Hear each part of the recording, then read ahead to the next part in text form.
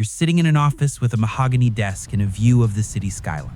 On your chest is a gold badge, drawn in yellow accent. 5 stars pinned to your collar. You are the chief. You have 10,000 officers ready to move at your command. You can lock down an entire city with a single phone call, but you haven't slept in 48 hours. The mayor is screaming on line 1, the media is waiting for a press conference on line 2, and a single mistake by a 22-year-old rookie on the midnight shift could end your career by morning. You thought the badge was about justice. You realize now it's about survival. This is the ladder. This is the U.S. Police Force. Level 1, the recruit. You're 21 years old. You're standing on a blacktop at 5 a.m. in the freezing rain. Your head is shaved. Your uniform is starched so stiff it itches. And a man with more medals than a war hero is screaming 2 inches from your face. You are nobody. You're one of 50 recruits in your class. Your life is a blur of push-ups, legal codes, and the smell of gun oil in the firing range. You aren't a cop yet. You're a student of chaos. You're being tested for the crack in the wall. They want to see if you fold under pressure before they give you a gun and the power to take a life. You graduate, not because you're the strongest, but because you proved you can keep your mouth shut and follow an order without question. Level 2. You're out of the classroom and in the real world. Your belt weighs 20 pounds. The radio, the cuffs, the Glock 17, the extra mags. It feels wrong without it. You're sitting in the passenger seat of a cruiser and your FTO, Field Training Officer, is staring at you. He doesn't know your name. He calls you Kid. Your job is to watch and listen. The first time you pull a car over, your hands are shaking so hard you can barely hold the ticket book. You realize the street doesn't look like the movies. It smells like stale coffee, old cigarettes, and the fear in a driver's eyes. You're the tip of the spear, but you don't know anything yet. You learn the real game isn't about the arrest, it's about the paperwork. Level 3, the patrol officer. The FTO is gone. You're on your own. You own a sector of the city. For 8 hours a day, you are the law. You're a cavalry scout in a concrete jungle. You respond to the calls nobody else wants. The domestic disputes at 3 a.m., the shoplifters at the hardware store, the overdoses in the park. You see the world at its worst.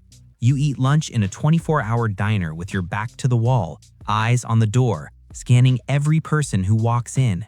You start to see invisible lines in the city. Which blocks are safe? Which ones belong to the gangs? Who owes what to who? Level 4. You traded the uniform for a suit and the cruiser for a plain black sedan. You're a specialist now. You don't chase suspects through alleys anymore. You hunt them through cell phone pings and financial records.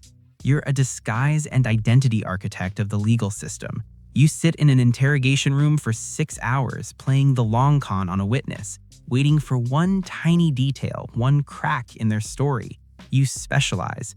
Maybe you're narcotics, tracing the washing machines used to clean cartel money. Maybe you're homicide, where you spend weeks staring at walls of evidence, voices of victims begging for justice in your sleep.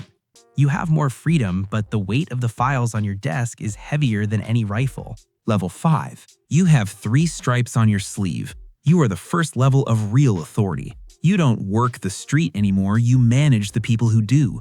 You are a squad leader responsible for 8 officers who march, fight, and bleed together. When a call goes bad, you're the one who has to show up and make the hard decision. You're the buffer for the bosses above you. You have to keep your officers paid, equipped, and loyal. You're the one who has to break up their fights and cover their mistakes before they reach the captain. You are the HR department with a badge. Level 6. You're off the street entirely. You're the operations chief for the precinct. You run the watch. You sit in a room full of monitors, radios crackling with the chaos of the city. You're the conductor of the insanity. Every arrest, every car chase, every use of force goes through you. You're the technical ops officer of the department, ensuring the machine keeps running. You aren't managing people, you're managing risk. If a chase gets too dangerous, you're the voice on the radio that says, terminated. You're the firewall that keeps a bad night from becoming a political disaster. Level 7. You own the building. You are the plaza boss of your precinct. You manage a budget of millions and a staff of hundreds. You don't touch the product, the arrests, anymore. You manage the politics. You meet with local lords, the council members, the business owners, the activists. You negotiate truces between rival neighborhoods to prevent street wars. You're a predator in a suit, calculating how much heat your precinct can take before it boils over. If crime goes up in your sector, it's your head on the line. You're the primary target for the media and the internal affairs squad. Level 8. The Deputy Chief. You've reached the inner sanctum. You're a global operator now, managing entire divisions, patrol, investigations, special ops.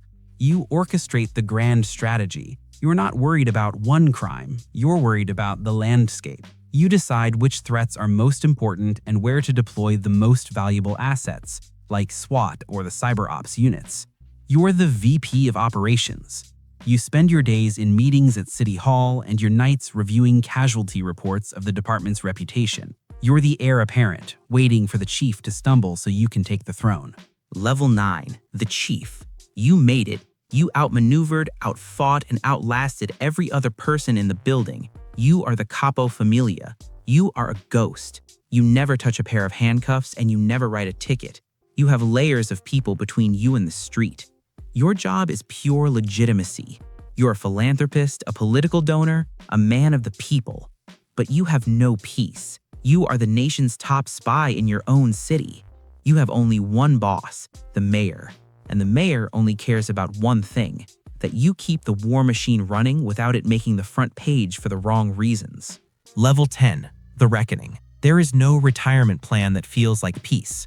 You end up in one of three places: a high-rise penthouse with no friends, only competitors; a witness stand testifying against the system you built; a supermax of your own making, a life of isolation and ghosts.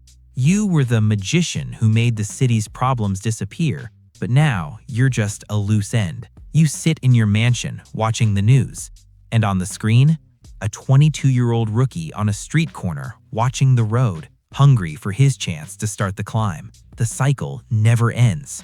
This is the life. This is the U.S. police force.